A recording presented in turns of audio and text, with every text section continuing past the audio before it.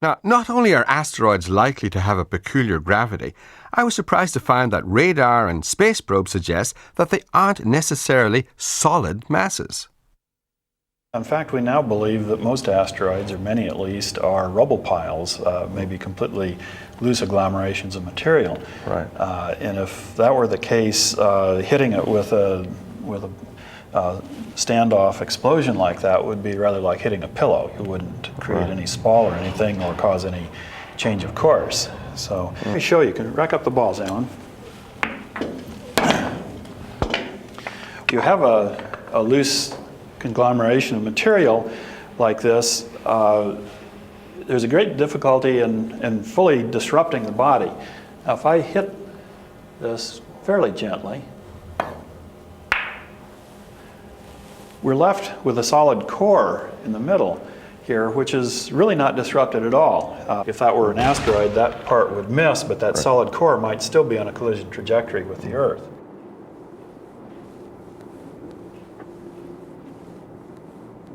So you might have to do this several times. Yes, exactly. If with time enough to track in between and see if you've deflected the central core or if it still needs further disruption. Okay, so research is in hand to deal with a potentially hazardous asteroid, should we find one with sufficient warning to do anything about it. But we do know of a potentially hazardous asteroid. It was said to have a significant probability of impact. So what of 97XF11?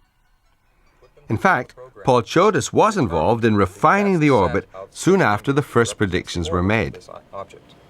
So, in the case of this particular asteroid, XF11, do we know how closely it will approach Earth?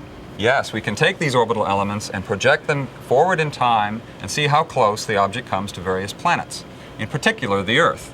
We've done that here, and in particular, the asteroid with this set of data could approach very close to the Earth in the year 2028 and pass it at a distance of 86,000 kilometers. Well, that's a close shave, but it actually doesn't collide. Is there any possibility that sometime in the future this particular asteroid could actually come closer to the Earth? Yes, this is an open question, and we are studying this question even now. There is a possibility that in later years, on another revolution, it may indeed come very close to the Earth and possibly impact.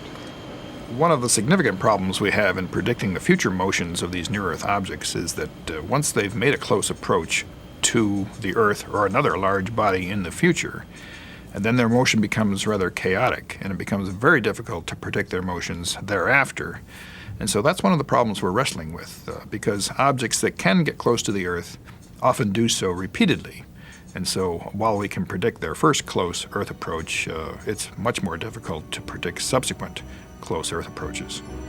So, given the political will needed to maintain asteroid searches, as well as some good fortune, it may be that we're going to become the first species on Earth to develop the ability, with the help of mathematical modeling, to defend itself from the fate suffered by the dinosaurs. But then put yourself back 65 million years. Without that asteroid impact wiping out the dinosaurs, we wouldn't be here, because the tiny mammals from whom we evolved would not have developed their niche had not the dinosaurs been destroyed. So asteroids brought us into being, just as they may wipe us out.